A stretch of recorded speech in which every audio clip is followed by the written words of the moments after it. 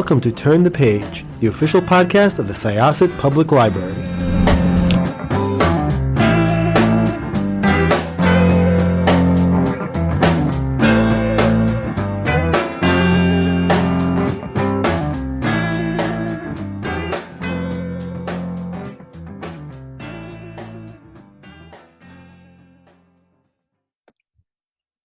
Hi, this is Jessica, and I am here with Evelyn and Stacy.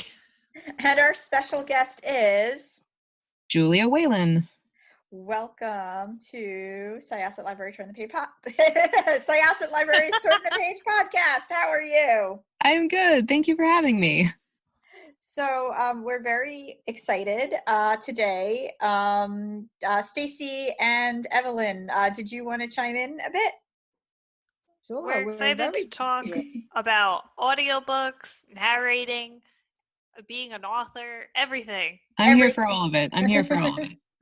Also, the fact that you were in one of my favorite TV shows, Once and Again. We'll get there. Okay, so let's start from so there. much to do, ladies. There's so much to do, so little time. Really? Okay. So right. So Julia, how did you get? So you have narrated how many audiobooks? Oh gosh, I don't even know. I think I've cleared 400. That's wonderful. What? Yeah, I lost count at some point. But I think that's what Audible tells me. So. Very good. So how did you get started narrating audiobooks?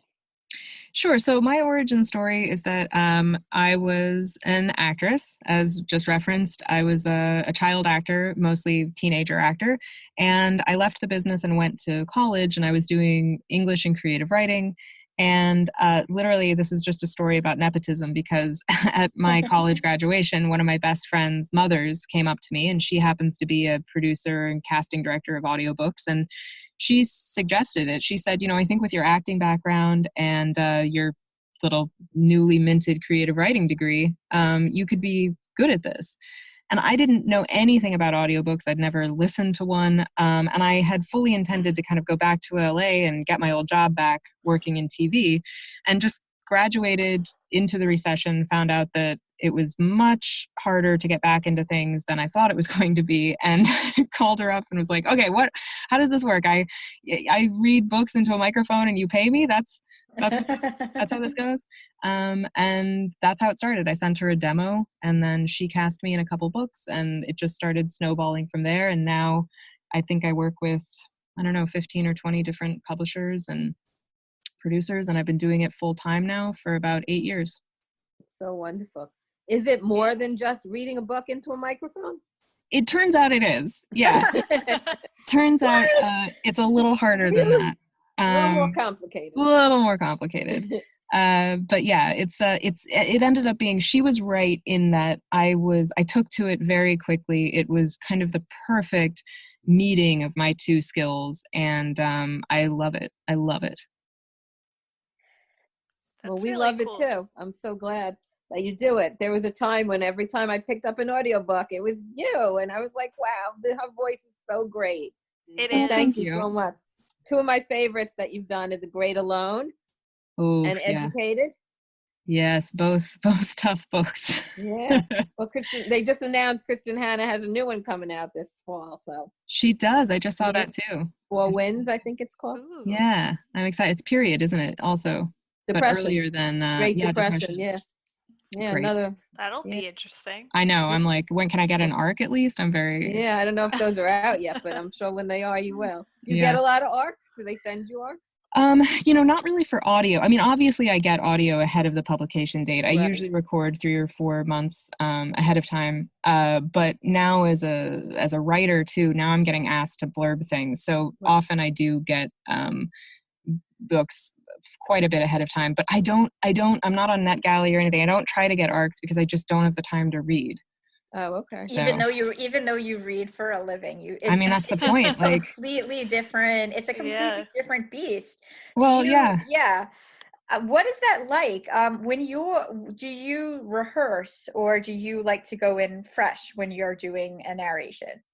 So I definitely rehearse, but it's obviously a different process than doing on camera or theater. I prep a book ahead of time. So rule number one of audiobook narration is you have to read the book ahead of time. Don't think you can enjoy it the way the listener will. You have to know what's coming so that you don't get surprised that like a character voice is not what you thought it was when you get to the end of the book.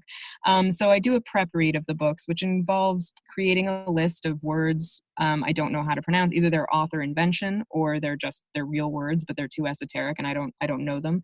And then character lists where I create kind of character and relationship maps so that I understand who a character is, obviously any vocal traits that the author gives them in the text, and any background or biographical information that's important to developing that character.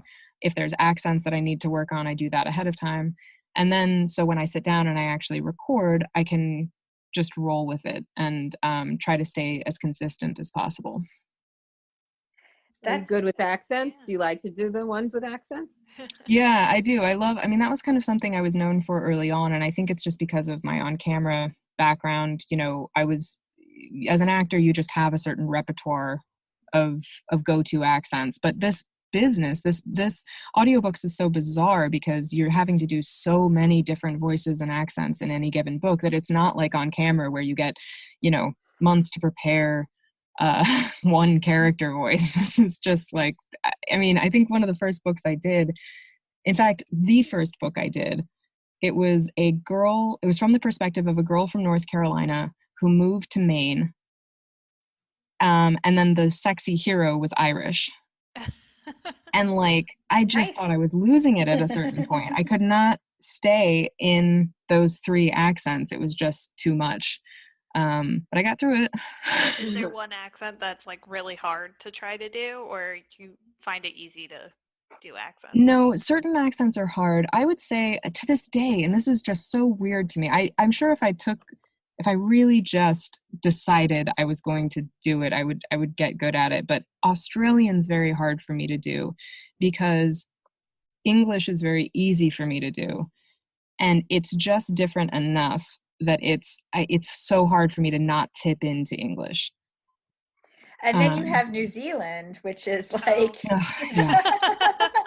yeah. And then you have South African, which is that's true. I've actually noticed a lot of times with fantasy, and you've narrated some fantasy. Mm-hmm. It almost seems like English accent is the default.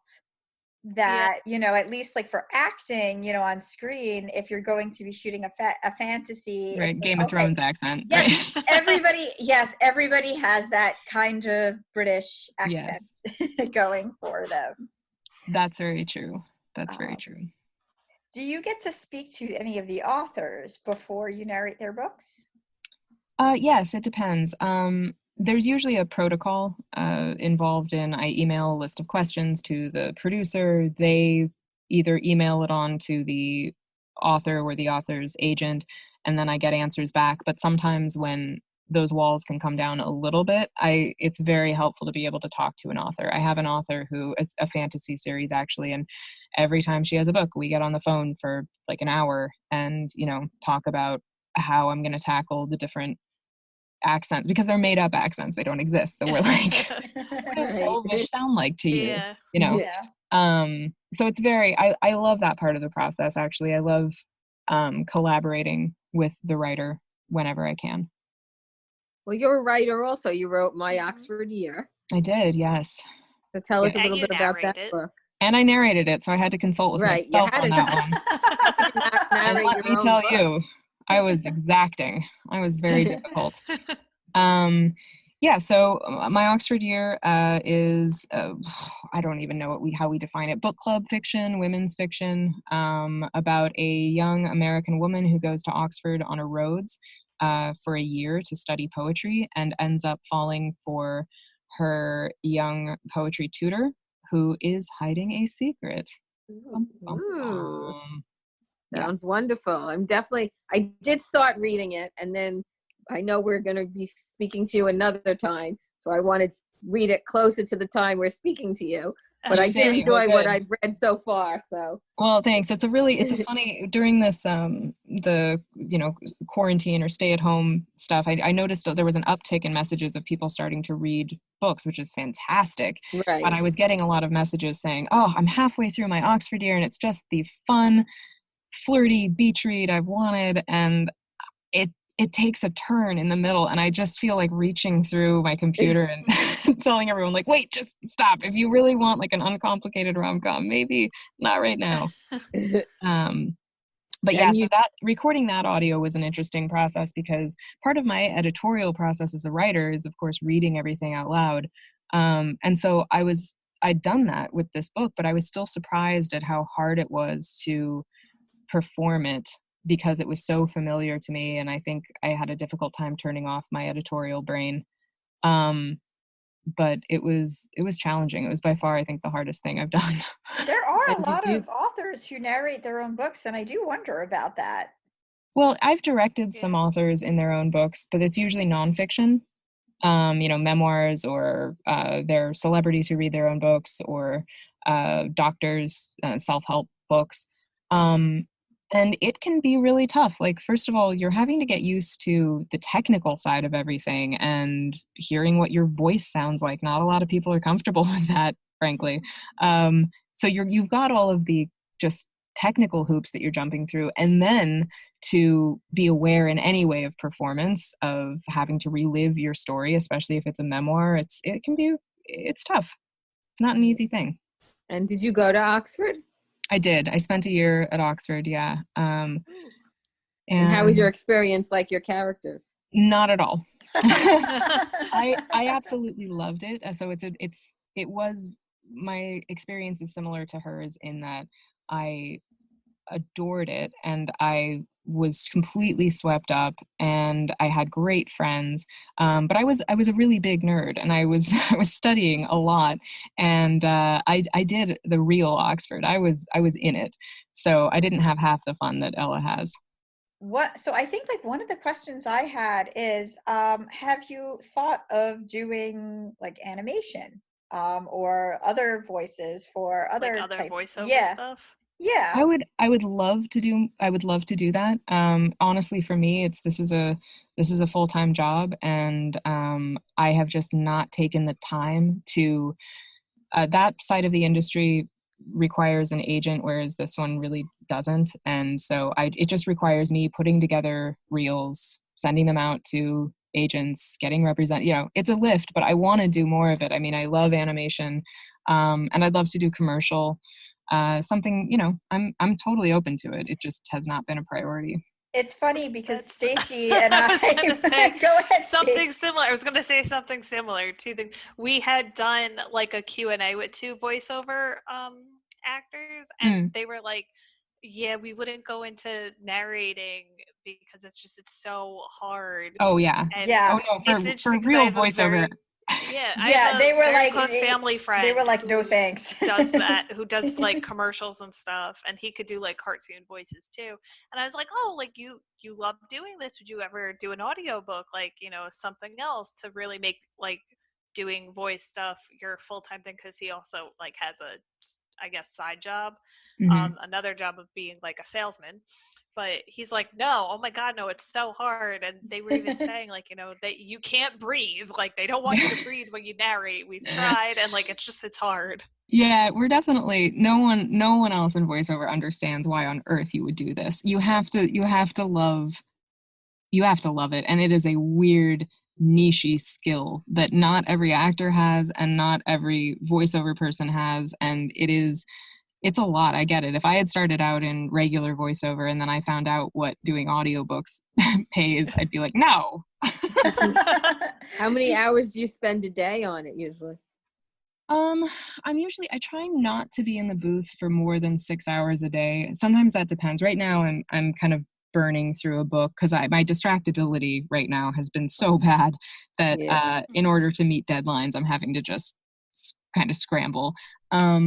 But I try not to do more than 2 finished hours in a day, and that equates to about 4 hours in the booth, and then whatever prep I'm doing ahead of time. And so a regular book, a normal book, takes about a week. Do you have a favorite type of book that you like to narrate? Good books. No, I mean, they're all good. well, yes, they're all Yes. wonderful. They're all gifts from the baby Jesus. I really, one thing that I love about this job is that it got me to read more widely than I did. I was, like I said, English major, creative writing. You kind of read a certain type of book. And when I started doing this job, I was reading YA, I was reading thrillers, I was reading sci-fi, and I was just like, wow, there's great writing in all categories and genres. And I think personally, my type of book is the type of book I write. I like book club fiction. I like I don't know what we call it now, upmarket women's fiction. Uplit. Uplit. Okay, we'll go with that. We just did a title swap yesterday on Uplit. Yeah. On Uplit. Okay. Uplit. Yeah, look it up. There's a whole definition and a whole genre. There's so many that I didn't think I read it, but apparently I do. Yeah. We all like Uplit. Yeah. So I think that's my sweet spot. I don't have the technical jargon, like sci-fi for me, or anything that is so deep into the genre that it belongs to, where sometimes when I record sci-fi, even syntactically, I'm just like, did those words make sense in the same, like in the order they appear in that sentence? Did I put the right emphasis on? Like, I don't even know what they mean. Right. So that's just, there are other people who are really, they're into that stuff. They're fans, and they're great at it. Do you hang around with a lot of other narrators at all the award shows? And we do. We have a great community. I mean, like I said, this is such a niche skill that the people who do it are very much the kind of people I like. They're very literary. They're readers. They're actors. They're smart actors. And part of the sadness of this job is that we're very isolated, off in our own booths doing our own things, and very rarely do we get off our islands and come together. But when we do, we have a great time. And we try to find opportunities for happy hours and mixers, and we'd have our awards every year, the Audi Awards, and we all make an effort to go to New York and actually put on pants and be there, and it's very exciting. So what awards have you won? I've won a few Audis. I've won a few Voice Arts Awards. Audiophile Magazine gives out earphones awards. I was Audible's Narrator of the Year a few years ago, and then congratulations! That's wonderful. That's awesome. Thank you. And then I got the Audi for Best Female Narrator last year for Educated. Beautiful. So that book was amazingly popular. It was so widely read and listened to. So popular. Yeah. I mean, it's a great book, but it was one of those books where while I was recording it, and I was like, this is incredible. What a writer, what a story. But did not see the just massive success coming. I had no idea. I was going to say, are you able to like kind of guess like when you're reading, since you read before some of the publication, like you'll like be reading it and being like, this is going to be a hit? Or no, I haven't been able to crack that. I think the last book I successfully predicted was Gone Girl, but it was Gone Girl. Like, I don't feel like I don't credit myself for seeing that. It depends on the author. I mean, I thought that I had a feeling the Jojo Moyes book, Giver of Stars, would be amazing, but I'm also such a fan of hers that I think that's a lie I told myself. I haven't tackled that one yet. I love all her others, but so yeah, it's hard. I mean, if anything, on the other side of it, sometimes I record some fantastic books that I love, and it's devastating to me that they seem to come out and, because of marketing and just because of whatever, that ephemeral publishing thing we're all trying to nail down, and they just, don't get the attention they deserve.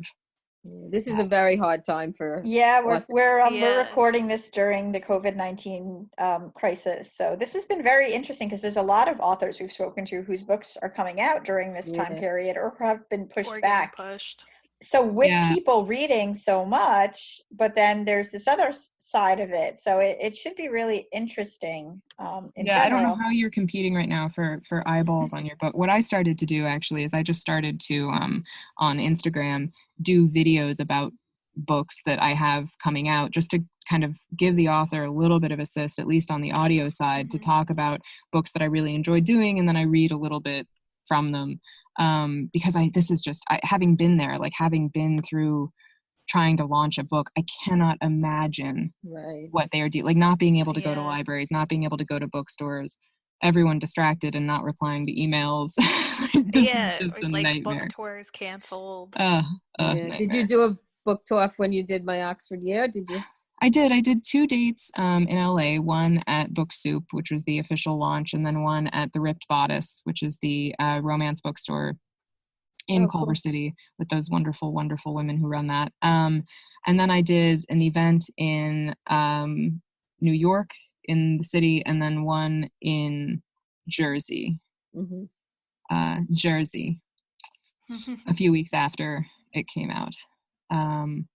There were a couple more, but like after publication. Very nice. I feel bad for these authors not being able to get there. And they all had these great book tours planned. And like we spoke to Francesca Saratella the other day. Her book came out Tuesday, and it's interesting. I just wanted to jump in here because I'm just kind of scrolling through Audible. I see that you narrated a book by Meg Tilly, who has, like, she and her sister have this distinct voice in general. Were you like, did you see the name of the author and were you like, like, were you like compelled to read it in her voice at all? I was a part of that. It's a multicast book. Oh, wait a second. No. Okay, I apologize. I'm looking through this now. Yes, you are but she is involved in it too. So yes, so it was a multicast book with her in it. Yes. Yes, so I had I think I had a few scenes. So I haven't read her other stuff. That definitely made me want to read her other stuff. She's a very good writer. She actually wrote a middle grade book when I was in children's that just sort of like devastated me in the way that rare middle grade books really do. I know, but yeah, no, that was just something I was looking at. Well, I mean, look, I definitely, when they came to me with it, I was like, yes, of course. Any actor who's going to write a book, I'm going to support them in whatever way I can. Right, of course. I was going to say, tell us about your acting on Once and Again. Yeah, I mean, that was high school for me. And it was a great show and definitely spoiled me as an actor, so that when I think that's also part of my problem, is that when I came back after college intending to do on camera again, the stuff I was seeing was just not as good as Once and Again. And I think, the joke of that is that, yeah, because those are incredible writers. Like our staff of writers on that show are just amazing. And we had a great cast and great producers, and it was lightning in a bottle in a lot of ways. And it's still a show that people remember and they reach out to me, and it's amazing. 20 years later, there's this connection to that show, a show that is not streaming anywhere. Like, this is not a show why isn't it streaming? I don't know. I mean, that was Celia Ward and Billy Campbell, right? Yeah. And they were great. That was such a great show. Yeah, we loved it. We watched it here. I think there's nostalgia happening for it. I've heard different things about why it's not streaming. I think it all comes down to rights, as these things do. But we're not the only show from that period. There's kind of a missing section of shows from the late 90s, early aughts that just aren't anywhere. So that's true. We've had, I can't think off the top of my head, but I know, like, in the past, people have been like, how come you don't have this show? And I'm like, it's not available. Like, yeah. I would if I could. I'm sorry. If there was, were you a big reader when you were younger? Yes, massive reader. Massive reader. If there was a favorite audiobook from your childhood that you could go back and narrate, do an audiobook version of, could you think of what it might be? Yeah, that's a good question. I didn't listen to audiobooks as a kid. So my favorite book ever, like the book that changed my life, was The True Confessions of Charlotte Doyle by Avi. So if someone let me record that I mean, I'm sure there's many audio editions of that book, actually. It was a very popular book. But if someone let me record that, I would die. That would be amazing. And the what was the other one? Oh, it just came into my head and then left. Oh, and if they start doing audio of Salinger's stuff, which they're just starting to do ebooks, so maybe audio. I would love to do Franny and Zoe. Yeah, they're very protective over his estate. As he Very was, protective. yeah, very protective over his estate in general. And I see that you narrated the Greer Hendricks and oh man, now Greer Sarah Hendricks, Pekkanen. Sarah Pekkanen books. Those are Yes. whoa. Those are kind of Twisty. they're super so fun. twisty. They're so Yeah. twisty. I just read. Did you narrate the most recent one? I didn't. I wasn't able to. No. I like that you're part of both like multicast and like Daisy Jones and the Six. Mm-hmm. that's a good segue into it because we love Daisy Jones. I can't imagine reading that actual book having listened to it first. Oh, well, like- it was so good, and I've known Taylor for a number of years. She's a friend of mine. She actually blurbed my book super early, which was so helpful, sending out an arc with her blurb on it. She's a good person, and I love her writing and always have. And when she was working on Daisy Jones, we were having lunch, and she said, "I don't know what to do about this one with audio because there's like 23 characters." And I was like, no, that's going to be fun. That's going to be great. And it came together even better than I expected. It is. Yeah, that was a so great good. cast. Yeah. And anytime somebody wants to read it, I always say to them, you have to listen to it. I It's know. I built for push that. the audio. Like Right. I read and listen to books, but Yeah. sometimes I'm just like, no, the audio is really good. I'm sure it's a great read, but listen to it. Right. I love both casts. I think that's the best audiobooks out there. Yeah, it's fun. It's fun to do too. Have you done a lot of full cast audios? I think so. Yeah. I mean, it's great to be able to like swoop in on a full cast where you really do nothing. Like I had 3 lines on Charlotte's Web with Meryl Streep, and we won like all the awards. Oh, wow. Yes. Wonderful. Thank you so much. So that's fun. And something like Daisy Jones, who've been a part of that, is just such a good feeling. Yeah, it's festive too. And when you feel that you're collaborating on something, it really makes you feel like you're going back to your actor roots. You're actually working on something with other people. It's great. Do you have any coming up? Any full casts? Do I have any full cast coming up? Well, I just did, I don't know if you would define this as full cast, but I just did Pretty Things by Janelle Brown, and that's Lauren Fortgang and me and Hillary Huber. Who we Oh, just we interviewed. cool. Yes. Too. Yes. Yeah, and that was great. Yeah, that looks fantastic. I haven't had a chance to read that one yet, but it looks It's great. gotten a lot of hype, and it's currently, as we're recording this, I think it's the first read book club choice for the week, where like Monday through Friday it's like a small excerpt of the book for you to read. Oh, okay. Yeah, I mean, she's got a great voice. That was actually I had definitely some Gone Girl vibes with that book in terms of just her narrative voice. Really good, dark but funny. Yeah, great yarn.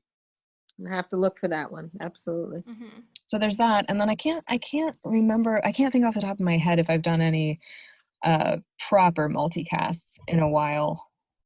Maybe Lauren Blakely's Birthday Suit might have been the last thing I did. Or actually, Lauren had another book too. Yeah, I don't know. But I have to just throw this in here because I am kind of a closet fan of Lifetime movies. And I know that you I have done my not time. so closet fan anymore. They were really good when I was writing papers in school. I don't know why, but that was I couldn't listen to music. I had to have a Lifetime movie on when I was writing my papers. Yep. Wow.